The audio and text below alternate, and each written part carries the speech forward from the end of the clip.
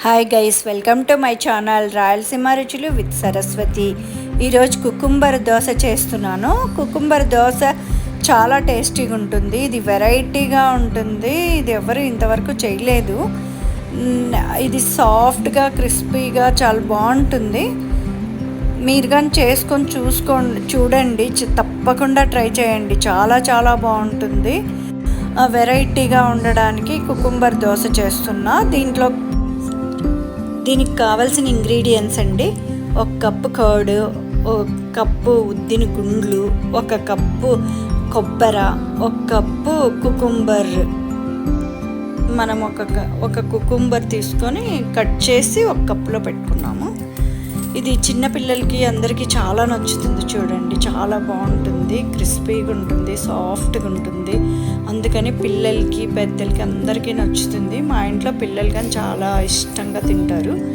2 glass rice తీసుకున్నాను, 1/2 ఉద్ది గుండ్లు తీసుకున్నాను.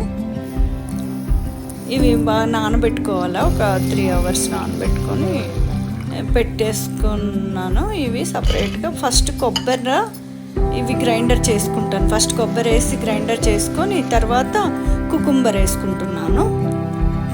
అది కొబ్బరి మెదిగిన తర్వాత కుకుంబర్ వేసుకుంటున్నా.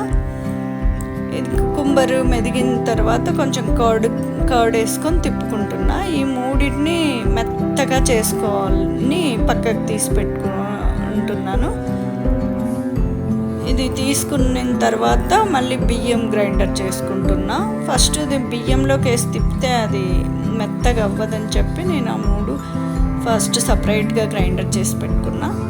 మళ్ళీ బియ్యం గ్రైండర్ చేసి పక్కన తీసి దాంట్లోకి మిక్స్ చేసుకొని దోశ వేసుకుండేది.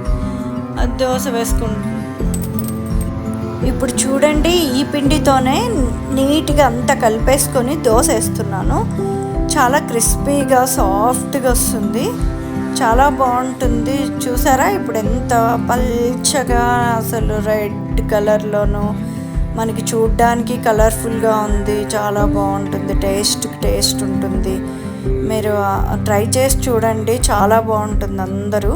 ఇప్పుడు చట్నీకి కావాల్సిన ఇంగ్రీడియంట్స్ చూద్దాము. దీనికి పచ్చడికి నువ్వులు 2 స్పూన్లు వేసుకున్నా, 1 కప్పు శనక్కాయలు తీసుకున్నాను, 3 టమోటోలు, 1 ఉల్లిగడ్డ, కొత్తిమీర, పచ్చిమిరపకాయలు. ఇప్పుడు మనము టమోటోలు 3 కట్ చేసుకొని తీసుకున్నాము, ఉల్లిగడ్డ, పచ్చిమిరపకాయలు. ఇవి మనము ఒక బాండీ పెట్టుకొని నూనె వేసుకొని వేయించుకోవాలా. ఫస్ట్ ఇవన్నీ వేయించుకొని నూనె బాగా మగ్గాక మిగతా కొంచెం కొత్తిమీర అది పక్కన పెట్టుకున్నాం, కరివేపాకు అది లాస్ట్లో వేసేది. ఈ పచ్చడి చాలా టేస్ట్ ఉంటుంది. హోటల్స్లో కానీ చేయరండి, ఇది చాలా చాలా బాగుంటుంది. అసలు ఇది మీరు చేసుకొని ఒక్కసారి చూసినారంటే ఇంకా వదలరు. ఈ చట్నీని చాలా ఇష్టంగా మా బంధువులు, ఫ్రెండ్స్కి చాలా నచ్చుతుంది.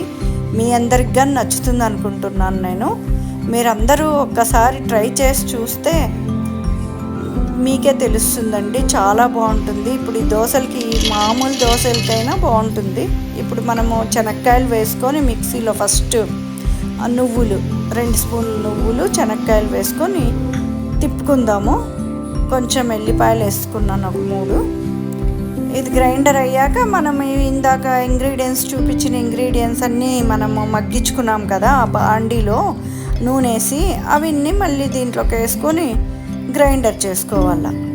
కొంచెం సాల్ట్ వేసుకొని గ్రైండర్ చేసుకొని, దీన్ని గ్రైండర్ చేశాక కొంచెం దీనికి తిరువాత వేసుకున్నాను. ఆవాలు, జీలకర్ర, కరివేపాకు, ఎండుమిరపకాయ, కొంచెం ఉద్ది బ్యాళ్ళు వేసుకోవాలా, మనకి స్మెల్ బాగుంటుంది. ఇప్పుడు చట్నీ రెడీ అయిపోయిందండి దోశలోకి. మీరందరూ టేస్ట్ చూసి నాకు చెప్పాలండి. అంతే అండి, చట్నీ రెడీ అయిపోయింది. దోశ వేసుకుండేది చూసాము. ఈ చట్నీతో ఈ దోశ టేస్ట్ చూసి చెప్పాలా.